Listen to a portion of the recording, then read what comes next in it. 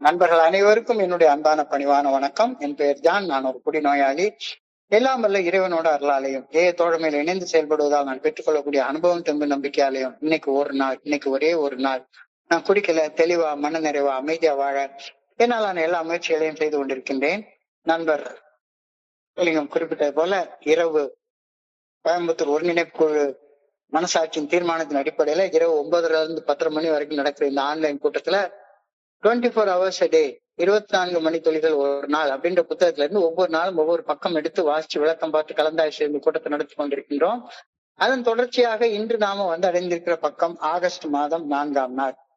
இந்த ஆகஸ்ட் மாசம் 4ஆம் நாளுக்கான சிந்தனையை முதல்ல வாசிச்சுட்டு அதற்கப்புறமா அதற்கான விளக்கத்தையும் கலந்தாய்வையும் கடந்து செல்வோம். இந்த ஆகஸ்ட் 4க்கான சிந்தனையை வாசிப்பதற்காக நண்பர் சொக்கலிங்கம் அவர்களை அன்போட பணியோட அழைக்கிறேன். சொக்கலிங்கம். ஆகஸ்ட் 4. தேங்க்யூ. 24 மணித்துளிகள் ஒரு நாள். ஆகஸ்ட் 4. ஏஏ தோழமையின் இன்றைய சிந்தனை மனநலம் மற்றும் ஆன்மீகம் ஆகிய இரண்டும் கலந்த ஒரு செயல் திட்டத்தை ஏஏ தோழமை நமக்கு வழங்குகின்றது. இந்த செயல் திட்டத்தை உள்வாங்கி பெற்றுக்கொள்ள முதலில் நாம் மனதளவில் தயாராக இருத்தல் அவசியமாகின்றது. மது அருந்துவதை விலகி வாழ வேண்டும் என்று நாம் ஆசைப்பட வேண்டும்.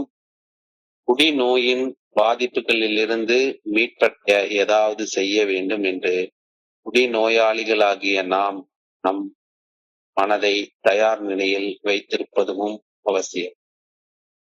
மது அருந்துவதிலிருந்து விலகி வாழ முடியும் என்ற மன உறுதியை நாம் வந்தடைந்தாக வேண்டும்.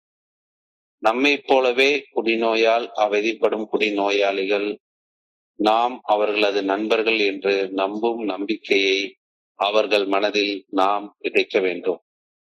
அவர்களுக்கு பணி செய்ய நாம் விரும்ப வேண்டும். அவர்களது நம்பிக்கையை நாம் பெற்ற பின்னர் நாம் பகிர்வதை அவர்கள் காது கொடுத்து கேட்பார்கள். ஏஏ தோழமை ஒரு வித்தியாசமான வகை குழு சிகிச்சை முறையை வழங்குகின்றது. ஏஏ தோழமையில் புதிதாக இணையும் நண்பர்கள் நாமும் குடிநோயால் அவதிப்பட்டவர்கள் என்ற உண்மையை அறிகையில் நம்மை புரிந்து கொள்வார்கள். தனி மனிதர்கள் தங்களது மனதை தாங்களே மீண்டும் பயிற்றுவிக்க பழகிக்கொள்ள நாம் பணி செய்ய வேண்டும். மனநல உதவியை என் சக மனிதர்களுக்கு வழங்க என்னாலானவற்றை நான் செய்கின்றேனா? இன்றைக்கான தியானம். உன் மூலமாக வாழ்க்கை நித்தியமானது என அவர்கள் அறிந்து கொள்வார்கள். இறையரு பேராற்றலின் சக்தி என்னில் பாய்வதால் என் உடலும் மனமும் தூய்மைப்படுத்தப்படுகின்றது. குடிநோயின் பாதிப்புகளில் இருந்து நான் மீட்படைந்து புதிதாக புதுப்பிக்கப்படுகின்றேன். ஒவ்வொரு நாளும் இறையரு பேராற்றலுடன் எனக்கு ஏற்கனவே இருக்கும் உள்ளார்ந்த தொடர்பை நான் மேலும் ஆழமாக தேட வேண்டும். நிகழும் இக்கணத்தில் இறையரு பேராற்றலின் நல்ல ஒழுங்கான வழிகாட்டுதல் என்னுள் உறைந்திருப்பதை நான் உணர வேண்டும். இறையரு பேராற்றல் எனக்கு நல்ல ஒழுங்கான வழிகாட்டுதலை வழங்குகின்றது என்ற விழிப்புணர்வுடன் நான் வாழ வேண்டும். இறையரு பேராற்றலின் நல்ல ஒழுங்கான வழிகாட்டுதல் இன்றி செய்யப்படும் அனைத்து செயல்களும் நிலைக்காது, கடந்து சென்றுவிடும். இறையரு பேராற்றலின் நல்ல ஒழுங்கான வழிகாட்டுதலுக்கு பணிந்து செய்யப்படும் செயல்கள் காலத்தை கடந்து நிலைத்து நிற்கும். இன்றைக்கான பிரார்த்தனை. நிலையான வாழ்வின் ஓட்டத்துடன் இணைந்து நான் பயணிக்க வேண்டும் என வேண்டுகின்றேன். இறையரு பேராற்றலின் ஆற்றலினால் நான் தூய்மைப்படுத்தப்பட்டு குணப்படுத்தப்பட வேண்டும் எனவும் பணிவுடன் வேண்டுகின்றேன். நன்றி இறைவா. நன்றி சார். நன்றி சொக்கலிங்கம். நன்றி. நண்பர்கள் அனைவருக்கும் மீண்டும் ஒரு முறை என்னுடைய அன்பான பணிவான வணக்கங்களை தெரிவித்துக் கொள்றேன். என் பெயர் ஜான். நான் ஒரு குடிநோயாளி. எல்லாம் வல்ல இறைவனோட அருளாலையும் தோழமையில இணைந்து செயல்படுவதால் நான் பெற்றுக்கொள்ளக்கூடிய அனுபவம் தெம்பு நம்பிக்கையாலையும் இன்னைக்கு ஒரே ஒரு நாள் நான் குடிக்கல, தெளிவா மன நிறைவா அமைதியா வாழ என்னாலான எல்லா முயற்சிகளையும் செய்து கொண்டிருக்கின்றேன். கடந்த 2 நாட்களாக ஆகஸ்ட் 2, 3 ஆகிய 2 நாட்களான சிந்தனையிலையும் ஏஏ தோழமை பரிந்துரைக்கக்கூடிய இந்த 12 படிகள் அடங்கிய மீட்படையும் செயல் திட்டம் அதை பத்தியே சொல்லிட்டு வந்திருக்காங்க.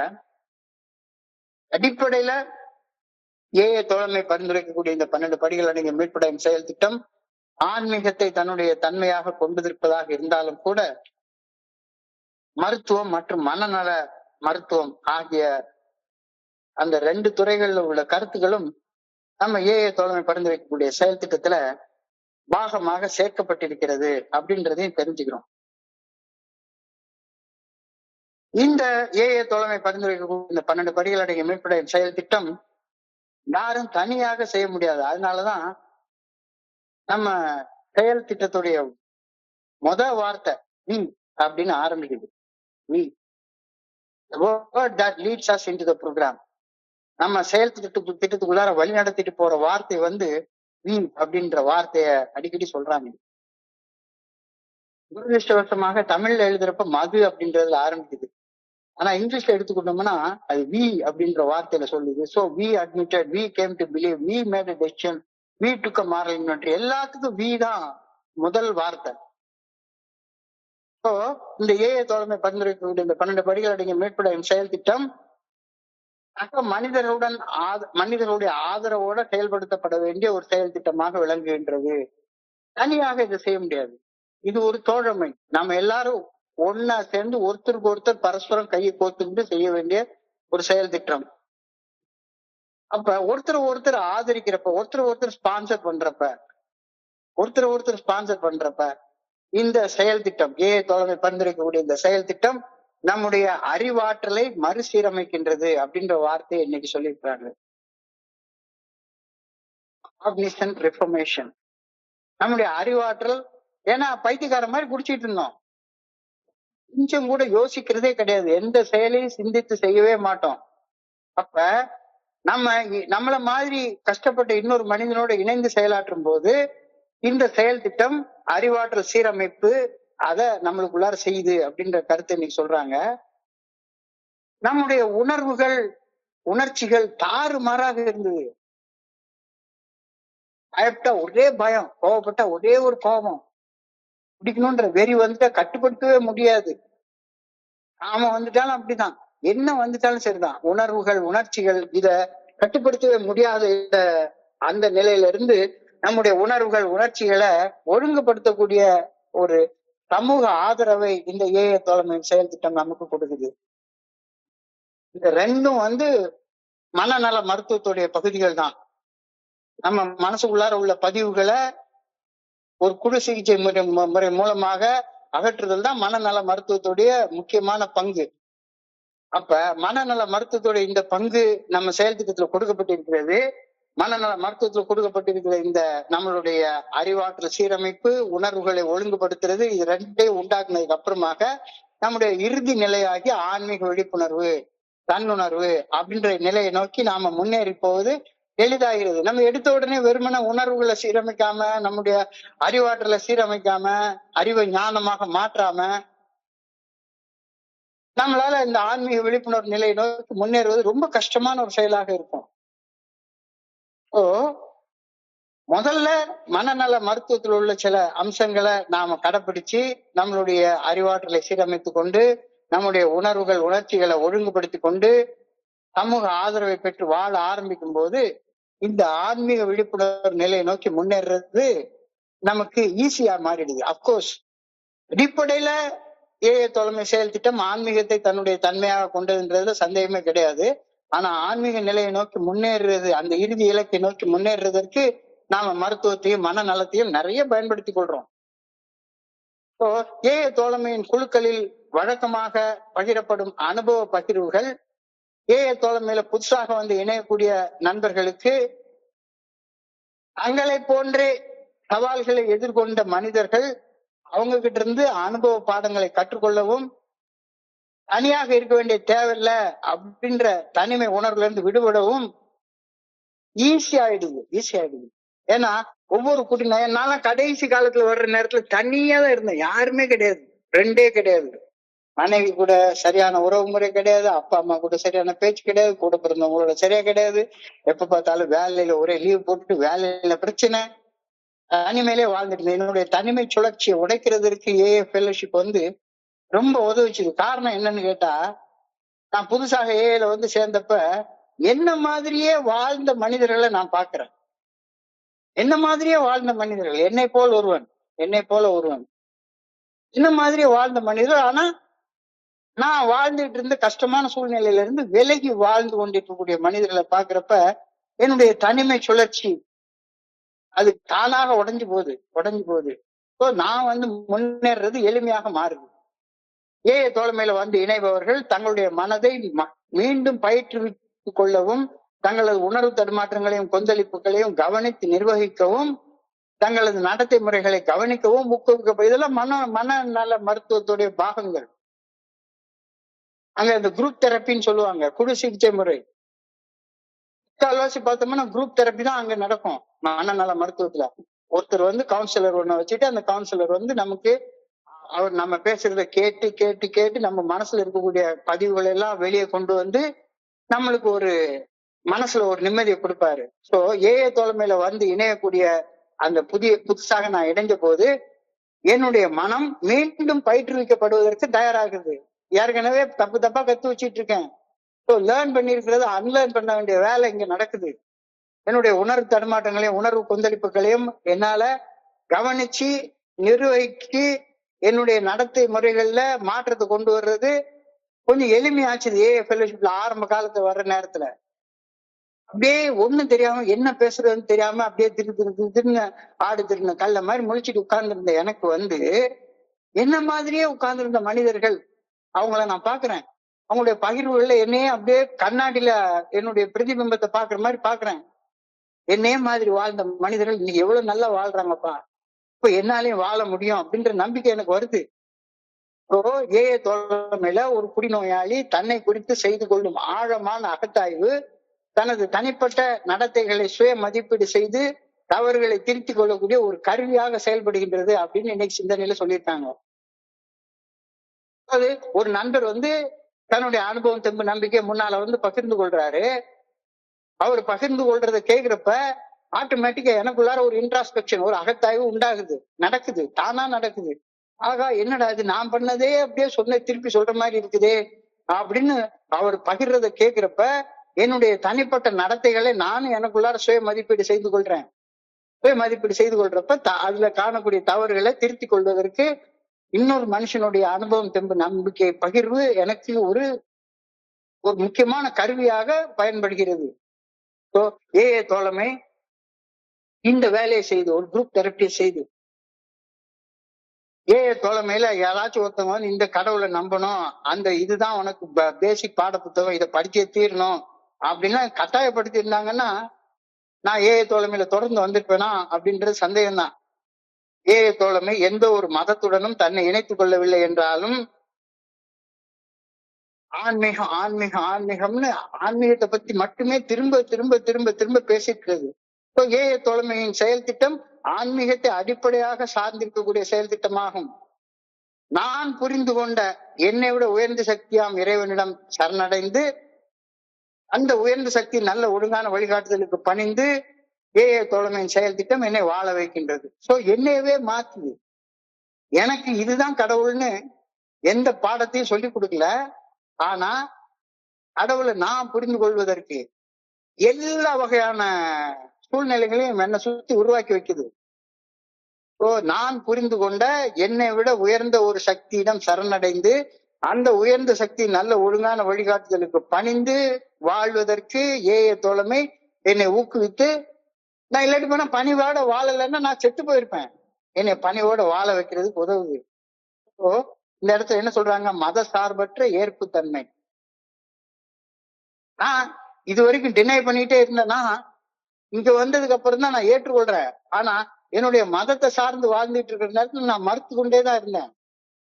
மத சார்பற்ற ஏற்புத்தன்மை, இந்த மத சார்பற்ற ஏற்புத்தன்மை கொஞ்சம் கொஞ்சமாக நம்பிக்கையை வந்து அடைய வைத்து சரண்டர் பண்ண வச்சு எனக்குள்ளார அகத்தாய்வு செய்ய வச்சு பிரார்த்தனை பண்ண வச்சு தியானம் பண்ண வச்சு ஆன்மீக விழிப்புணர்வு அல்லது தன்னுணர்வு என்ற நிலையை நோக்கி என்னை முன்னேறி போக வைக்கிறத என்னால ஏஐ தோழமையில பார்க்க முடியுது. ஏஐ தோழமைக்கு எந்த ஒரு காப்புரிமையும் கிடையவே கிடையாது. நம்ம உரிமையை வந்து ஏஐ தோழமை உரிமை பெற்ற ஒரு மருத்துவ மனநிலை சிகிச்சையை போல ஒரு சிகிச்சையே மெம்பர்ஸ்க்கு வழங்குறதே கிடையாது. இப்ப நீங்க வந்து எந்த ஒரு ட்ரீட்மெண்ட் சென்டர்லயோ அல்லது ஆஸ்பத்திரிலயோ மனநல மருத்துவத்தையோ போனா சரிதான். அவர் வந்து அதுக்காக படித்த அதுக்காக சர்டிபிகேட் வாங்கின அரசு அனுமதி பெற்று ஒரு ஆஸ்பத்திரியை நடத்திட்டு இருக்கிறாரு. நம்ம அந்த மாதிரி எங்கேயுமே அரசு உரிமை பெற்று எந்த கூட்டத்தையும் நடத்துறதெல்லாம் கிடையவே கிடையாது. நமக்கு மேல ரெஸ்பான்சிபிலிட்டி எல்லாம் ஒண்ணுமே கிடையாது. ஏஐ தோழமை உரிமம் பெற்ற ஒரு மருத்துவ மனநல சிகிச்சையை தன்னுடைய உறுப்பினர்களுக்கு வழங்குவதில்லை. We in AA are offering a kind of psychological program as well as a spiritual one. ஆனாலும் இதற்கு நாம எந்த வகையான ரைட்ஸும் கவர்மெண்ட்ல இருந்தா இந்த குரூப் நடத்துறதுக்கு நம்ம வாங்குறதே கிடையாது. சொல்ல போனா நம்ம WSOல இருந்தோ டிஎஸ்ஓல இருந்தோ கூட நம்ம உரிமம் பெற்றுட்டு குழு ஆரம்பிக்கிறது கிடையாது. எங்க 2 பேர் சேர்ந்து உட்கார்ந்து சும்மா ஒரு மரத்தடியில உட்கார்ந்து பேசினாலும் சரிதான், அது ஒரு ஏஐ கூட்டம் தான். So we in AA are offering a kind of psychological program as well as a spiritual program. மது அருந்தி அடிமட்டத்தின் மேல் அடிமட்டத்தை தொட்டு விட்டவன் நான் தொட்டு விட்டேன் அப்படின்ற உண்மையை உளமாற ஒப்புக்கொண்டு மது அருந்துவதை நிறுத்த ஆசைப்பட்டு மது அருந்துவதை நிறுத்த மனதளவில் தயாரான ஒரு நபரால மட்டும்தான் ஏஐ தோழமையில வந்து சேரவே முடியும்.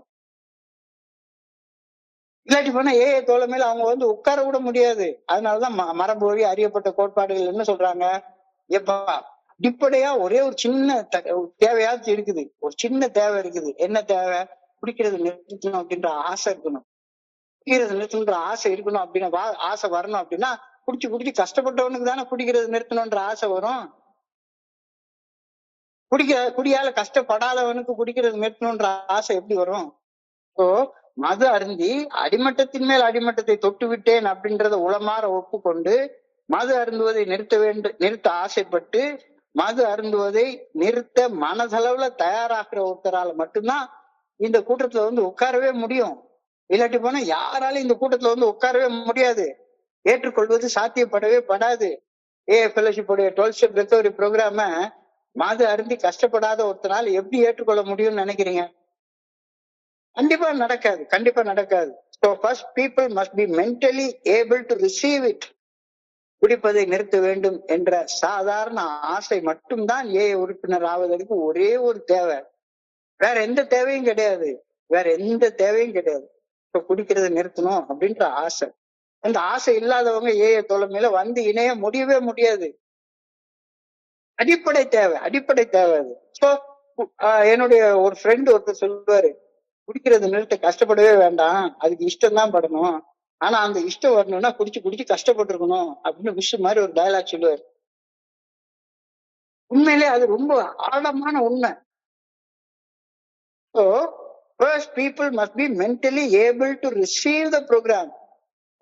இந்த ப்ரோக்ராம மனசளவுல ஏற்றுக்கொள்ளணும் அப்படின்னா குடிச்சு அடிமட்டத்தின் மேல அடிமட்டத்தை பார்த்த ஒரு மனுஷனால மட்டும்தானே நான் குடிநோயாளி அப்படின்றத ஒப்புக்கொள்ளவே முடியும். ஒப்புக்கொண்டதுக்கு அப்புறம் தானே 2வது படிக்க போக முடியும். இப்போ ஏஐ தோழமையின் செயல் திட்டத்துல உள்ள வந்து உட்கார்ற நேரத்துல நான் ஒரு குடிநோயாளி என்று ஒப்புக்கொள்ளாத எவராலையும் இந்த செயல் திட்டத்தை ஏற்று மேல ப்ரோக்ரஸ் ஆக முடியவே முடியாது. இது இன்றைக்கு சிந்தனையில் ரொம்ப அழகாக சொல்லப்பட்டிருக்கிறது. ஏஐ தோழமை பரிந்துரைக்கக்கூடிய 12 படிகள் அடங்கிய மீட்படையும் செயல் திட்டத்தை வாழ்க்கையாக வாழ கடுமையான நேர்மை, அகங்கார குறைப்பு மற்றும் கண்ணோட்டத்துல ஒரு அடிப்படை மாற்றம் தேவைப்படுவதால் தனி மனிதர்கள் இந்த செயல் திட்டத்தில் ஈடுபடுவதற்கு அடிப்படை அளவிலான ஒரு விருப்பம் இல்லாத ஒரு மனுஷங்களால இத உள்ள வந்து இணையவே முடியாது. யார் ஒருத்தவங்க வந்து தன்னை குடிநோயாளி அப்படின்னு எல்லாரும் முன்னாலையும் எல்லாரும் நம்ம சொல்லிக்கிறோம். இப்படி சொல்லிக்கிறதுக்கு எவ்வளவு ஒரு கடுமையான நேர்மை வேணும். கொஞ்சோண்டு அகங்காரம் இருந்தாலும் இதை சொல்ல முடியாது. நிறைய பேர் சொல்லுவாங்க, நேற்றுக்கு நான் குடிநோயாளியா இருந்தேன், 30 வருஷம் கழிச்சு என்னை நான் குடிநோயாளி நான் ஏன் சொல்லிக்கணும்? நான் குடியை விட்டு 30 வருஷம் ஆச்சுது, இப்ப நான் ஏன் என்ன குடிநோயாளின்னு சொல்லிக்கணும்? அப்படின்னா என்னுடைய அகங்காரம் வளர்ந்துகிட்டே போனா அதுக்கப்புறம் எனக்கு எந்த உதவியும் தேவையில்லை அப்படின்ற எண்ணம் தான் உண்டாகும்.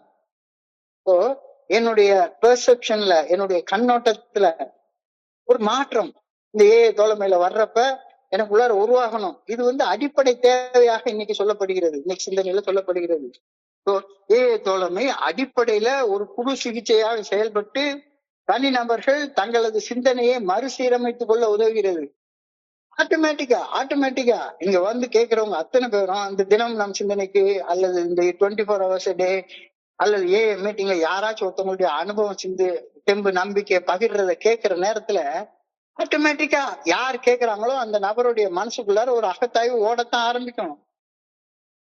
அகத்தாய்வு பண்ண பண்ண பண்ண பண்ண சிந்தனை மறுசீரமைப்பு பண்றது இயற்கையாக தோழமையின் கூட்டத்துல நடக்க ஆரம்பிக்கும். ஒண்ணு வேண்டாம், 90 நாள் 90 மீட்டிங் தொடர்ந்து வா, பேசவே பேசாத, காது கொடுத்து கேட்டுட்டே இரு. காது கொடுத்து கேட்டுட்டே இருக்கிறப்ப அங்க ஒரு குரூப் தெரப்பி நடக்க ஆரம்பிக்குது. அந்த 90 நாள்ல 90 மீட்டிங்ல என்ன ஆரம்பத்துல என்னுடைய ஸ்பான்சர்லாம் தான் சொல்லுவாரு, வாயை திறக்காம 90 நாள் 90 மீட்டிங் தொடர்ந்து வா.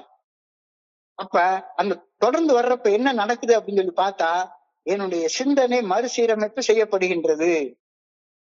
ஆட்டோமேட்டிக்கா இப்பவும் சொல்றேன், நான் பேசுறேன், நீங்க எல்லாம் கேக்குறீங்க. ஆனா நான் பேசுறதால என்னுடைய சிந்தனை மறுசீரமைப்பு செய்யப்படவே படாது. நான் பேசுறதால மறுசீரமைப்பு செய்யப்படவே படாது. நான் காது கொடுத்து கேட்டா மட்டும்தான் அந்த சிந்தனையில மறுசீரமைப்பு நடக்கும். இது தோழமை ஒரு அடிப்படையில ஒரு குழு சிகிச்சை முறைய நமக்கு பரிந்துரைக்குது. இந்த குழு சிகிச்சை முறையில இன்னொரு நண்பர் தன்னுடைய அனுபவம் தெம்பு நம்பிக்கையை பகிர்ந்து கொள்ளும் போது நமக்குள்ளார நம்மள அறியாம ஒரு அகத்தாய்வு நடக்க ஆரம்பிக்குது. அந்த அகத்தாய்வு நம்முடைய சிந்தனையை மறுசீரமைப்பு செய்து கொள்ள நமக்கு அது ஒரு தூண்டுதலாக இருக்கிறது. இந்த ஒரே ஒரு கோப்பை மது அருந்து விட்டால் ஒண்ணு ஆகாது அப்படின்னா நான் குடிக்கிற காலத்துல நினைச்சிட்டே இருந்தேன். ஒரே ஒரு கோப்பை மது என்ன பண்ணும்? மோசம் செய்வது முதல் கோப்பை மதுன்றது எனக்கு தெரியவே தெரியாது. மோசம் செய்வது 10வது கோப்பை மது அல்லது ஒரு 1/2 பாட்டிலுக்கு மேல குடிச்சாதான் நான் மோசமா இருப்பேன். ஒரு 1/4 பாட்டில் குடிச்சிட்டு வீட்டுக்கு வந்துட்டேன்னா எனக்கு பிரச்சனையே இருக்காது, ஃபர்ஸ்ட் ட்ரிங்க் எனக்கு ஒண்ணுமே செய்யாது அப்படின்னா குடிநோயாளியாக்கி என்னுடைய மனசு என்னைய நம்ப வச்சுட்டே இருந்தது. என்னை நம்ப வச்சு கழுத்து அறுக்குது அப்படின்னு சொல்லுவாங்க. ஈர துணியை போட்டு கழுத்து அறுத்துறது அப்படிம்பாங்க. நான் அப்படிதான் நினைச்சிட்டு இருந்தேன் குடிக்கிற காலத்துல. இந்த ஃபர்ஸ்ட் ட்ரிங்க் சாப்பிட்டா ஒண்ணும் பண்ணாதுங்க. இன்னைக்கு எப்படியாச்சும் ஒரே ஒரு 1/4 பாட்டில் குடிச்சிட்டு வீட்டுக்கு வந்துடணும், அதுக்கு மேல ஒண்ணுமே பண்ணக்கூடாது. ஒரே ஒரு 1/4 பாட்டில் குடிச்சிட்டு அழகா பாய் கடையில ஒரு மட்டன் பிரியாணி சாப்பிட்டுட்டு வீட்டுல சமத்தா படுத்து தூங்கிடணும். இந்த ஒரு கோப்பை மது பாதுகாப்பா அறிந்து விடலாம் அப்படின்னு குடிநோயாளியாக என்னுடைய மனசு என்னை நம்ப வச்சு கழுத்தை அறுத்துக்கிட்டே இருந்தது. இந்த உண்மையை புரிஞ்சு கொள்றதுக்கு எனக்கு இந்த குரூப் தெரப்பி தேவைப்பட்டது. இல்லாட்டி போனா எனக்கு புரிஞ்சிருக்காது. தோழமையில இணையற வரைக்கும் எனக்கு புரியவே இல்லை. உணர்வு தடுமாற்றங்களை சமாளிக்க ஒரு கோப்பை மது அருந்தினால் போதும் என்பது என்னுடைய பழைய சமாளிக்கும் முறை, கோப்பிங் மெக்கானிசம்னு சொல்லுவாங்க. மனசுக்குள்ளார பயமா இருக்கு, கோபமா இருக்கு, பொறாமையா இருக்கு, சந்தேகமா இருக்கு, பயங்கர காம உணர்ச்சியா இருக்கு. இதை சமாளிக்கணும் அப்படின்னா ஒரு 1/4 பாட்டில் அடிச்சாதான் சமாளிக்க முடியும். அது ஒரு கோப்பிங் மெக்கானிசமாக நான் நினைச்சிட்டு இருந்தேன். அது ஒரு சமாளிக்கும் முறையாக நான் நினைச்சிட்டு இருந்தேன். என்னையே அகத்தாய்வு செய்து இந்த சமாளிக்கும் முறை தப்பானது, இந்த சமாளிக்கும் முறையை நான் திருத்திக் கொள்ளணும் அப்படின்றத ஃபெல்லோஷிப்குள்ளார இணையிற வரைக்கும் என்னால திருத்திக் கொள்ள முடிஞ்சதே இல்லை. அதுதான் உண்மை. என்னுடைய உணர்வு தடுமாற்றங்களை சமாளிக்கிறதுக்கு தண்ணி அடிச்சாதான் சமாளிக்க முடியும் அப்படின்னு ஒரு கோப்பிங் மெக்கானிசமாக தண்ணி அடிக்கிறத நான் வச்சிட்டு இருந்தேன். இங்க உட்கார்ந்ததுக்கு அப்புறம் தான் எப்பா எவ்வளவு பெரிய நோய், என்னையே சாகடிக்கிற நோய் அப்படின்னு என்னை அகத்தாய்வு செய்ய வச்சது இங்க உள்ள மனிதர்களின் பகிர்வுகள் தான் அப்படின்றது இன்னைக்கு சிந்தனையில சொல்லப்பட்டிருக்கிறது. உளவியல் ரீதியாக இந்த கவனத்தை ஒவ்வொரு தனி மனிதரும் தன்னுடைய சொந்த ஆன்மீக வரையறையின்படி தன்னுடைய உயர்ந்த சக்தியை புரிந்து கொள்ள ஊக்குவிக்கப்படுகிறார்கள். இங்க உயர்ந்த சக்தின்னு யாரையும் சொல்லவே இல்லை. இதுதான் கடவுளுக்கு இதுதான் பேரு, இதுதான் வடிவம், இதுதான் உருவம், கடவுளை கும்பிடுற முறை இதுதான், அவருக்கு சொல்ல வேண்டிய பிரார்த்தனை இதுதான் அப்படின்னு யாருமே ஒண்ணுமே சொல்லவே இல்லை. இந்த என்னுடைய கவனத்தை ஈர்ப்பதற்கு என்னுடைய கவனத்தை ஒரு உயர்ந்த சக்தியின் மேல நானே குவிக்கிறதுக்கு இவங்க ஒரு சூழ்நிலையை உருவாக்கி கொடுத்தாங்க. இது ஒரு சைக்காலஜிக்கல் மெத்தட். உளவியல் ரீதியாக என்னுடைய கவனத்தை என்னுடைய சொந்த ஆன்மீக வரையறையின்படி நான் புரிந்து கொண்ட அந்த இறைவனை நான் புரிந்து கொள்றதற்கு ஊக்குவிக்கப்பட்டேன். வேற எல்லா இடத்துலயும் என்ன சொன்னாங்க? இதுதான் கடவுளு, கடவுளை கும்பிடு. எங்க போனீங்கன்னாலும் சரிதான், எங்க போனீங்கன்னாலும் சரிதான். அவங்களுக்குன்னு ஒரு கடவுளுடைய பேர் வச்சிருப்பாங்க, ஒரு உருவம் வச்சிருப்பாங்க, அல்லது ஒரு வழிபாட்டு முறையை வச்சிருப்பாங்க. இங்க மட்டும் அது கிடையவே கிடையாது. இங்க கடவுளை நான் தான் புரிஞ்சு கொள்ளணும், நான் தான் புரிஞ்சு கொள்ளணும், நான் தான் புரிஞ்சு கொள்றதுக்கு ஊக்குவிக்கப்படுகின்றேன். தோழமையில ஆன்மீகம் என்பது பிரார்த்தனை, தியானம் மற்றும் சக மனிதர்களுக்கு பணி செய்தல் ஆகிய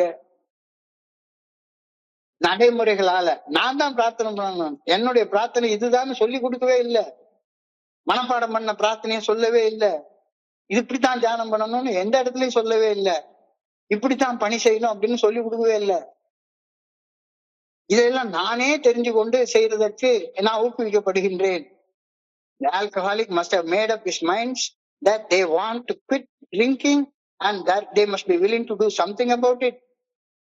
நீ மனசுக்குள்ளார நீயாக குடிக்கிறது நிறுத்தணும்னு விரும்பி அந்த குடிக்கிறது நிறுத்துறதுக்கு உனக்குள்ளார நீயாக ஒரு உயர்ந்த சக்தியை ஏற்றுக்கொண்டு அந்த உயர்ந்த சக்தியை புரிந்து கொண்டு அந்த உயர்ந்த சக்தி காட்டக்கூடிய நல்ல ஒழுங்கான வழிகாட்டுதலின்படி நீ தான் நடக்கணும். உன்னைய கையை பிடிச்சிட்டு நடத்திட்டு போக இங்க யாருமே கிடையாது. நீதான் உன்னைய வழி நடத்திட்டு போகணும். இந்த கருத்து இன்றைக்கு சிந்தனையில தெளிவாக சொல்லப்பட்டிருக்கிறது. மது குடிக்கணும் அப்படின்றத நிறுத்தணும் அப்படிங்கிற ஆசை ஒரு குடிநோயாளியாக என்னுடைய மனசுல வராம நான் தோழமை பரிந்துரைக்கக்கூடிய அந்த 12 படிகள் அடங்கிய மீட்படையும் செயல் திட்டத்தை குறித்து சிந்தித்து கூட பார்க்க முடியாது. எனக்குள்ளார குடிக்கிறது நிறுத்தணும்ன்ற ஆசை இல்லாம நான் முதல் படியிலே அடி எடுத்து வைக்க மாட்டேனே. முதல் படியில அடி எடுத்து வைக்காம எப்படி 2வது படிக்கு போறது? அப்புறம் 3, 4, 5, 6 எப்படி போறது? தோழமையில குடிநோயின் பாதிப்புகள் இருந்து மீண்டு மகிழ்ச்சியோட நிறைவான வாழ்க்கை வாழக்கூடிய நண்பர்களை கண்ணால பாக்குறேன். அந்த நண்பர்கள் தங்களுடைய அனுபவம் நம்பிக்கையை பகிர்றத காதால கேட்கிறேன். நான் அட்ராக்ட் ஆகுறேன். அனுபவம் தெம்பு நம்பிக்கை நிறைந்த பகிர்வுகளை நான் தொடர்ந்து கேட்ட போது எனக்குள்ளார நம்பிக்கை உருவாச்சுது. அந்த ஆரம்ப காலகட்டங்கள்ல நான் எப்படி எந்த நிலைமையில இருந்தேன் அப்படின்றத அப்படியே படம் முடிச்சு காட்டுறாங்க. குடிக்கணும்ன்ற இதை நிறுத்தணும் அப்படின்ற ஆசை எப்படி வந்துச்சு எனக்குள்ளார? எப்படி வந்துச்சு? என்ன மாதிரியே கஷ்டப்பட்ட மனுஷங்க இன்னைக்கு ரொம்ப அற்புதமான வாழ்க்கை வாழ்றத கண்ணால பாக்குறேன்.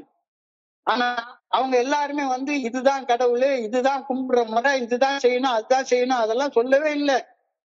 நீ வந்துகிட்டே இரு, தொடர்ந்து வா, நலம் நிச்சயம், தொடர்ந்து வா, நலம் நிச்சயம் அப்படின்னு நானே இறைவனை புரிந்து கொள்றதற்கு எனக்கு ஒரு ஊக்கம் கொடுத்தாங்க. அப்ப அவங்களுடைய ஊக்கத்தை பெற்றுக்கொண்டு தொடர்ந்து வர வர வர வர இறைவனை நானே புரிந்து கொள்ள ஆரம்பிச்சேன். இப்ப நான் இறையர் பேராற்றல் அப்படின்னு வார்த்தைக்கு வார்த்தை சொல்றதெல்லாம் எனக்கு யாரும் சொல்லி கொடுக்கல, நானா புரிஞ்சுக்கிட்டது. இதை எல்லாருமே இறையர் பேராற்றல் தான் சொல்லணும்ன்ற அவசியமே கிடையாது. எல்லாரும் அவங்கவுங்க புரிந்து கொண்ட இறைவன் தான். நாம ஒரு குடிநோயாளியுடைய நம்பிக்கையை பெறணும் அப்படின்னா நம்மளுடைய அனுபவம் தெம்பு நம்பிக்கை பகிரணுமே தவிர புத்தகத்துல இருந்து படிச்சு பகிரக்கூடாது அப்படின்ற கருத்தை இன்னைக்கு அழகாக சொல்றாங்க. Their confidence must be obtained. We must show them that we are their friends and really desire to help them. We have to have their confidence and then only they will listen to us. அப்போ நம்ம பாட்டுக்கு உட்கார்ந்து இங்க ஒரு பாடம் எடுத்துட்டு இருந்தோம்னா வேலைக்கு ஆகாது அப்படின்ற கருத்தை இன்னைக்கு சொல்றாங்க. இப்போ இன்னைக்கு நம்ம எடுக்கிறதெல்லாம் இந்த 24 hours டே எல்லாம் நமக்கு எடுக்கக்கூடிய பாடமா? இல்ல, இதெல்லாம் அனுபவம். தோழமையில இணைந்து செயல்படக்கூடிய நாம ஒருவரை ஒருவர் பரஸ்பரம் ஆதரித்துக் கொள்கின்றோம். யாருக்கும் எந்த பாடமும் சொல்லிக் கொடுக்கிறது கிடையாது. அப்பா அதெல்லாம் எப்பெல்லாம் பிறகு பாத்துக்கலாம், முதல்ல குடிக்காத வா, 90 நாள் 90 மீட்டிங் வா அப்படின்ற நேரத்துல 90வது நாள் முடிச்சதுக்கு அப்புறமா 91வது நாள் எனக்கே ஆகா இவங்க வாழ்ற வாழ்க்கை எனக்கு வேணும், அப்ப இவங்க செஞ்சதை நானும் செய்யணும் அப்படின்ற ஒரு உற்சாகம், ஒரு உத்வேகம், ஒரு ஊக்கம் எனக்கு என்ன அறியாம எனக்குள்ளார வருகிறது. So AA fellowship is a kind of group therapy. ஒரு குழுவுல இணைஞ்சு எல்லாரும் குணமடைவர்கள் மட்டும்தானே குழுவாக இருக்க முடியும். நாசமா போறவங்க எல்லாம் சேர்ந்தா குழுவாக இருக்க முடியும்? கண்டிப்பாக இருக்க முடியாது இல்ல. So AA fellowship is a kind of group therapy. Newcomers need fellowship of other alcoholics who understand their problem because they have had those problems themselves. So ஒரு குடிநோயாளி அவருடைய அனுபவம் திரும்ப நம்பிக்கை பகிர்ந்து கொள்றப்ப நான் அதை காது கொடுத்து கேட்கிறப்ப நான் அனுபவிச்ச அதே வலி, வேதனை, துன்பம், துயரம், பிரச்சனை, சிக்கல் எல்லாத்தையும் அவர் அனுபவிச்சிருக்கிறாரு. அதை அனுபவிச்சுட்டு கேட்கிறப்ப எனக்கு ஒரு வித்தியாசமா இருக்குது. அப்படியே என்ன நானே கண்ணாடியில பாக்குற மாதிரி ஒரு ஃபீலிங் வருது. சோ அப்ப அவனுடைய தோழமை எனக்கு வேணும் அப்படின்னா, அவருடைய தோழமை எனக்கு வேணும்னா அவர் என்ன செஞ்சாரோ அது நான் செஞ்சா மட்டும்தானே அவருடைய தோழராக நான் இருக்க முடியும். So individuals must learn to re-educate their minds. They must learn to think differently. அப்ப தோழமையில ஆட்டோமேட்டிக்கா இந்த ரீஎஜுகேஷன், மேல் உருவாக்கம், திரும்ப ஒரு புதுசாக கற்றுக்கொள்ளக்கூடிய ஒரு கல்வி தரு. இப்போ பழச மறந்தா தானே புதுசா கத்துக்க முடியும். பழச மறக்கிறதுக்கும் அன்லேர்ன் பண்றதுக்கும் புதுசா கத்துக்கிறதுக்கும் இந்த ஃபெலோஷிப் நமக்கு உதவுது.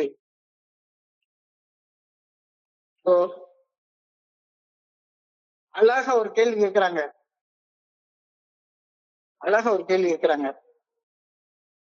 மனநல உதவியை என் சக மனிதர்களுக்கு வழங்க என்னாலானவற்றை நான் செய்கின்றேனா? Do I do my best to give mental health? என்னுடைய சக மனிதர்களுக்கு மனநல ரீதியிலாக ஒரு உதவியை நான் கொடுக்கணும்.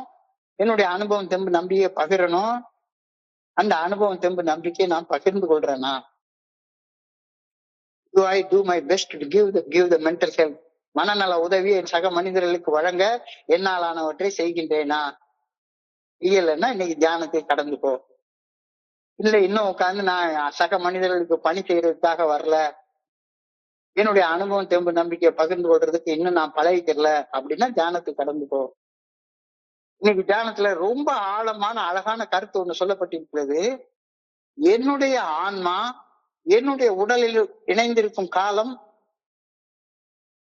என்னுடைய வாழ்நாள் அளவாக வரையறுக்கப்படவில்லை.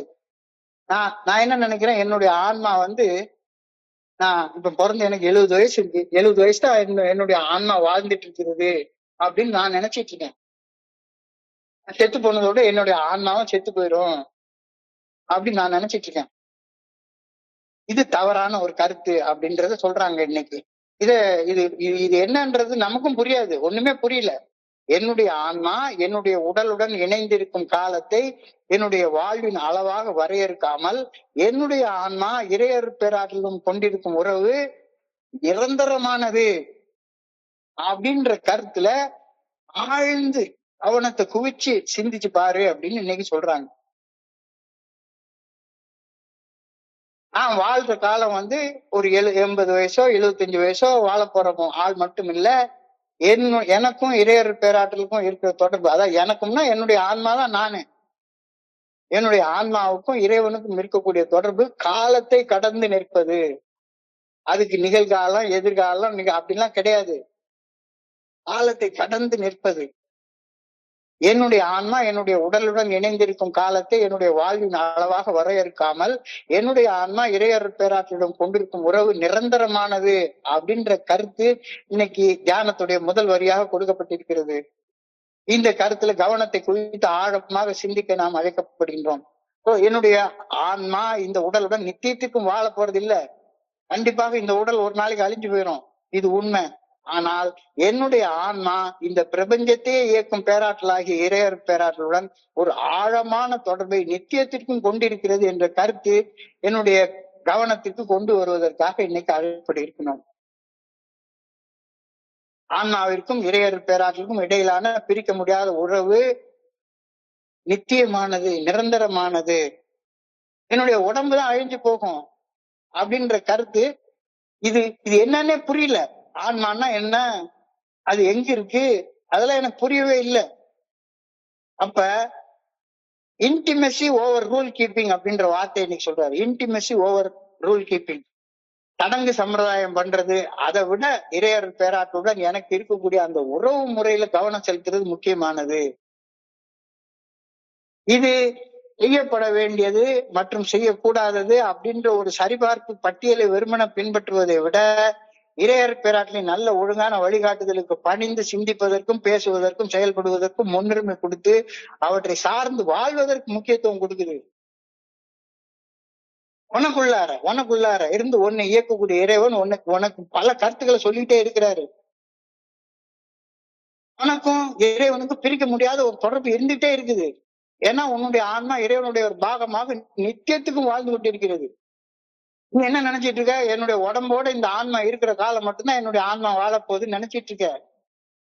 இன்டிமெசி ஓவர் ரூல் கீப்பிங், சடங்கு சம்பிரதாயங்களை கடைபிடிப்பதை விட இறையர் பேராட்டுடனான நெருக்கத்திற்கு முக்கியத்துவம் கொடுப்பது.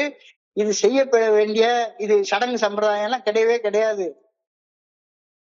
இறையர் பேராட்டின் நல்ல ஒழுங்கான வழிகாட்டுதலுக்கு பணிந்து சிந்திப்பதற்கும் பேசுவதற்கும் செயல்படுவதற்கும் முன்னுரிமை அளித்து செயல்படணும். இது எனக்குள்ளார ஒரு டிரான்ஸ்பர்மேஷனை, ஒரு மாற்றத்தை உண்டாக்குது. இறையர் பேராட்டின் நல்ல ஒழுங்கான வழிகாட்டுதல் என்னுடைய மனசாட்சியின் மூலம் அறிந்து கொள்ளப்படும் போது என்னுடைய எண்ணம், பேச்சு, செயல்கள் எல்லாமே இயல்பாக மாற்றமடைய ஆரம்பிக்கின்றன. இந்த ஒரு கருத்தை மட்டும் நீங்க சிந்திச்சு பாருங்களேன்.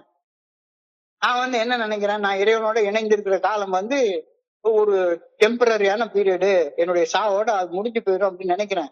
என்னுடைய உடம்பு இருக்கிற அளவுதான் இறைவனோட எனக்கு தொடர்பு இருக்குன்னு நினைக்கிறேன். ஆனா என்னுடைய ஆன்மா என்பது நித்தியத்திற்கும் இறைவனோட தொடர்பு கொண்டு நித்தியமாக நிரந்தரமாக இருக்கக்கூடிய ஒன்று அப்படின்ற கருத்தை இன்னைக்கு நான் சொல்றேன். உடம்பு என்பது அநித்தியம், கடந்து போயிரும்.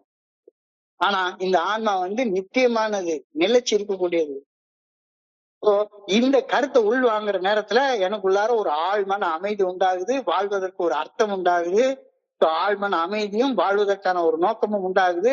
படைத்தவரையும் படைப்பையும் பற்றி அறிந்து கொள்வது எனக்கு ஆற்றலை அளிக்கின்றது, மன தெளிவை அளிக்கின்றது. வாழ்க்கையில கணிக்க முடியாத காலங்களை பொருட்படுத்தாமல் என்னை நிலைநிறுத்துகின்றது.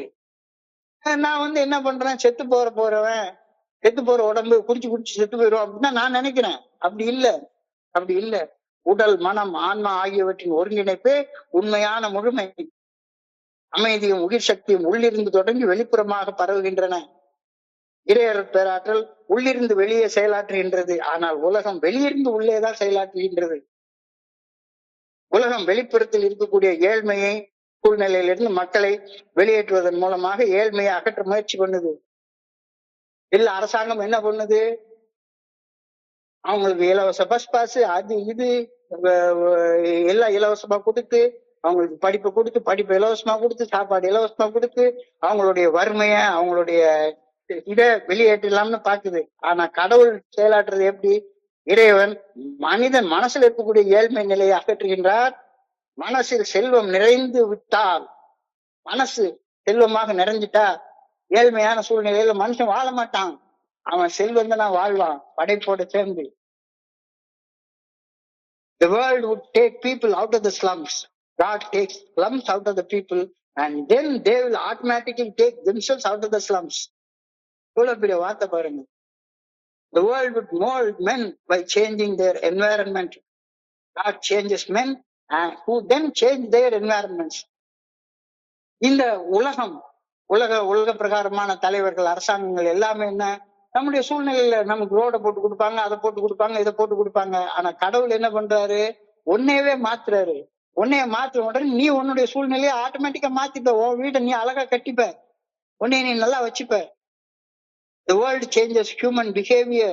மனித நடத்தைகளைத்தான் இந்த உலகம் மாற்றும். ஆனா God changes human nature. மனிதனுடைய இயல்பையே மாற்றக்கூடியது. அப்ப இயல்பு ஆன்மா என்னைக்குமே நோய்வாய்ப்படவே படாது. உடம்புக்கு தானே நோய் உண்டு, ஆன்மாவுக்கு ஏது நோய்? So it is a flow of life eternal through the spirit, mind and body that changes, heals, returns and renews. எவ்வளவு பெரிய வார்த்தை சொல்றாங்க பாருங்க. It is the flow of life eternal through the spirit, mind and body that cleanses, heals, returns and renews. இப்போ இறையர் பேராற்றலின் சக்தி என்னில் ஊடுருவி பாய்வதால என்னுடைய உடலும் மனமும் தூய்மைப்படுத்தப்படுகின்றன. குடிநோயின் பாதிப்புகளில் இருந்து நான் மீட்படைந்து புதியதாய் படைக்கப்பட்டு புதுசாக வாழக்கூடிய ஒரு மனுஷனாக வாழ்கின்றேன். அதனாலதான் ஏஐல சொல்றத புதுசாக பிறந்த நாள்னு சொல்றாங்க. Is the flow of life eternal. அதான் என்னுடைய ஆன்மா. It is the flow of life eternal through the spirit, mind and body that cleanses, heals, returns and renews. ஒவ்வொரு நாளும் இறையர் பேராட்டுடன் எனக்கு ஏற்கனவே இருக்கும் உள்ளார்ந்த தொடர்பை நான் மேலும் ஆழமாக தேட வேண்டும். புனிதமான இடத்துல புனிதமான மௌனத்துல சொல்ற சும்மா உட்கார்ந்து இருந்து என்னை சார்ஜ் பண்ணிக்கிட்டே இருக்கணும். நிகழும் இக்கணத்தில் இறையர் பேராற்றின் இந்த நல்ல ஒழுங்கான வழிகாட்டுதல் என்னுள் உறைந்து இருப்பதை நான் உணர வேண்டும். Keep conscious contact with God more and more with each day. கடவுளுடைய நல்ல ஒழுங்கான வழிகாட்டுதல் எனக்குள்ளார உறைஞ்சிருக்கிறத நான் உணரணும். இப்ப இறையர் பேராற்றல் எனக்கு நல்ல ஒழுங்கான வழிகாட்டுதலை வழங்குகின்றது என்ற விழிப்புணர்வுடன் நான் வாழ வேண்டும். Be conscious of His Spirit helping you. இந்த வார்த்தை இன்னைக்கு தியானத்துல கொடுக்கப்பட்டிருக்கிறது. இப்போ இறையர் பேராற்றலின் நல்ல ஒழுங்கான வழிகாட்டுதல் இன்று செய்யப்படும் செயல்கள் எதுவுமே நிலைச்சு நிற்கவே நிற்காது. இறையர் பேராற்றின் நல்ல ஒழுங்கான வழிகாட்டுதலுக்கு பணிந்து செய்யக்கூடிய செயல்கள் எதுவுமே நிலையாக இல்லாம இருக்காது. All those things done without the God Spirit is passing. All that is done with God Spirit is eternal. I pray that I may be in the stream of eternal life. நிலையான வாழ்வின் ஓட்டத்தோடு இணைந்து நான் பயணிக்க வேண்டும் என ஆண்டவரை பணியோடு வேண்டிக் கொள்கின்றேன். I pray that I may be cleansed, healed by God's eternal spirit. இறையர் பேராற்றலின் ஆற்றலினால் நான் தூய்மைப்படுத்தப்பட்டு குணப்படுத்தப்பட வேண்டும் என பணியோட வேண்டிக் கொள்கின்றேன் அப்படின்ற கருத்தை நீங்க சொல்றாங்க. அது இந்த கருத்தெல்லாம் இந்த ராத்திரி நேரத்துல கேட்கறதுக்கே கொடுத்து வச்சிருக்கணும். சாதாரண கருத்துக்கள்லாம் கிடையாது. ரொம்ப ஆழமான சிந்தனைகள், ஆழமான தியானம் இன்னைக்கு. சோ இன்றைய சிந்தனையும் தியானத்தையும் பிரார்த்தனையும் சுருக்கமாக ஒரு 2-3 நிமிஷத்துல பார்ப்போம். தோழமையின் செயல் திட்டம் ஆன்மீகத்தை தன்னுடைய அடிப்படை தன்மையாக கொண்டதாக இருந்தாலும் கூட அது உளவியல் மற்றும் மருத்துவ முறைமைகளை உள்ளுக்குள்ளார வச்சிருக்குது. அப்போ குரூப் தெரப்பி தோழமையில என்ன பாக்குறோம், வந்து சேர்றப்ப எனக்கு என்ன செய்யறதுன்னே தெரியாது. தோழமையில் குழுக்கள்ல வழங்கப்படும் பகிரப்படும் அனுபவ பகிர்வுகள் தோழமையில புதிதாக வந்து இணைபவர்களுக்கு எப்பா என்ன மாதிரியே கஷ்டப்பட்ட ஒருத்தன், என்ன போல ஒருத்தன், என்ன மாதிரியே கஷ்டப்பட்டு சாகணும்னு தற்கொலைக்காக முயற்சி பண்ண ஒரு மனுஷன், என்ன மாதிரியே கடன்ல வாழ்ந்த மனுஷன், என்ன மாதிரியே உடல் நோய்கள்ல வாழ்ந்த மனுஷன், என்ன மாதிரியே டைவர்ஸ் ப்ராப்ளத்துல வாழ்ந்த ஒரு மனுஷன் இன்னைக்கு இவ்வளவு நாள் வாழ்றானே அப்படின்றப்பதான் அந்த நம்பிக்கை எனக்குள்ளார உருவாகுது. அனுபவம் தெம்பு நம்பிக்கையை நான் காது கொடுத்து கேட்க ஆரம்பிக்கிறேன். We are offering a psychological program as well as a spiritual one. இப்ப வெறுமனே இங்க ஸ்பிரிச்சுவல் ஒண்ணு கொடுக்கல. We are also offering a psychological program. அதாவது என்னுடைய மனசு அதுக்குள்ளார ஏற்கனவே உள்ள பதிவுகள், அந்த பதிவுகளால நான் நடந்து கொண்டிருக்கக்கூடிய அந்த அடிக்டிவ் பிஹேவியர், இந்த பிஹேவியர் எல்லாம் மாத்துறதுக்கு இந்த அனுபவம் தெம்பு நம்பிக்கையை புரிந்து கொள்றது. சோ நான் முதல்ல மனசளவுல தயாரா இருந்தா மட்டும்தானே இதெல்லாம் கேட்க முடியும். மனசளவுல தயாராக இல்லாத யாருமே இந்த ராத்திரி இந்த கூட்டத்தை உட்கார்ந்து கேட்க முடியுமா? First people must be mentally able to receive it. Receive பண்ணணும் அப்படின்னு சொன்னா முதல்ல நான் ஒரு குடிநோயாளி அப்படின்னு ஒத்துக்கொண்டாதானே இதுக்கு ஒத்துக்கொள்ள முடியும். நான் எப்பவுமே என்ன நினைச்சிட்டு இருக்கேன், இந்த ஒரே ஒரு கோப்பைய இன்னைக்கு ஒரு நாள் மட்டும் ராத்திரி குடிச்சிட்டு நான் பாட்டுக்கு தாராளமா இருந்துக்கலாம். இன்னைக்கு ஒரு நாள் மட்டும் போன் பிக்சர் பார்த்துட்டு நான் பாட்டுக்கு நல்லா இருந்துக்கலாம். இன்னைக்கு ஒரு நாள் யாருக்கும் தெரியாம எங்கேயாவது ஒரு பணத்தை 1 லட்சம் ரூபாய் திருடிட்டு பேசாம சும்மா உட்காந்துக்கலாம், யாருக்கும் தெரியாது, யாரும் அறியாமல் செய்யும் தவறென்று ஏமாற்றும் நினைவை மாற்றுங்கள். ஒரே ஒரு கோப்பை மதுவை பாதுகாப்பாக அறிந்து விடலாம் அப்படின்னு குடிநோயாளியாக என்னுடைய மனம் என்னை நம்ப வச்சு கழுத்த இருக்குது. என்னை நம்ப வச்சு கழுத்த அறுத்த என்னுடைய மனசுதான் என்னை ஏமாத்துச்சுது அப்படின்றது எனக்கு ஃபெலோஷிப் உள்ளார வர்ற வரைக்கும் புரியவே இல்லை. நான் தான் எனக்கு முழு முதன்மையான பகைவனாக இருந்தேன் அப்படின்ற உண்மை எனக்கு புரியவே இல்லை. உணர்வு தடுமாற்றங்களை சமாளிக்க ஒரே ஒரு கோப்பை மது குடிச்சிட்டா எல்லா உணர்வு தடுமாற்றங்களும் சரியா போயிடும் அப்படின்னு என்ன நானே ஏமாத்திட்டு இருந்தேன். So the alcoholic must have made up his mind that they want to quit drinking and they must be willing to do something about it. இந்த குரூப் தெரப்பி ஏஏ ஃபெலோஷிப்ல ஆரம்பத்துல நடக்குது. என்னுடைய நம்பிக்கையை அவங்க பெற்றுக்கொண்டாங்க, அவங்கள நம்பினேன். ஏன்னா கண்ணால உண்மையை பார்க்க முடிஞ்சது. கண்ணால உண்மையை பார்க்க முடிஞ்சது. இந்த நம்பிக்கையோட தான் இங்க வர ஆரம்பிச்சேன். இப்ப நான் அந்த நம்பிக்கையை என்னுடைய சக மனிதர்களுக்கு கொடுக்கிறேன்னா, மனநல உதவியை என் சக மனிதர்களுக்கு வழங்க என்னாலானவற்றை நான் செய்கின்றேனா? Do I do my best to give mental help? இல்ல இன்னும் செய்யலைன்னா தியானத்துக்கு கடந்து போ. இன்னைக்கு தியானம் ரொம்ப ஆழமான ஒரு தியானம். நான் என்னுடைய ஆன்மா எந்த அளவுக்கு வாழும் நினைக்கிறேன், இந்த உடல்ல உயிர் இருக்கிற மட்டும்தான் ஆன்மா உயிரோட இருக்கும். செத்து போனோன்னு எல்லாமே முடிஞ்சு போச்சு. எனது ஆன்மா என்னுடைய உடலுடன் இணைந்திருக்கும் காலத்தை தான் என்னுடைய வாழ்வின் அளவாக வரையறுக்காமல், என்னுடைய ஆன்மா இறையர் பேராற்றலுடன் கொண்டிருக்கும் உறவு நித்தியமானது, நிரந்தரமானது அப்படின்னு யோசிச்சு பாரு. புரியல, சத்தியமா புரியல. ஆனாலும் கூட எல்லா ஆன்மீகவாதிகளும் சொல்லக்கூடிய கருத்து இதுதான். அந்த கருத்துல நீ சிந்திச்சு பாரு, எல்லா கருத்தையும் நீ சிந்திச்சு பாரு. And this is life eternal that they may know thee.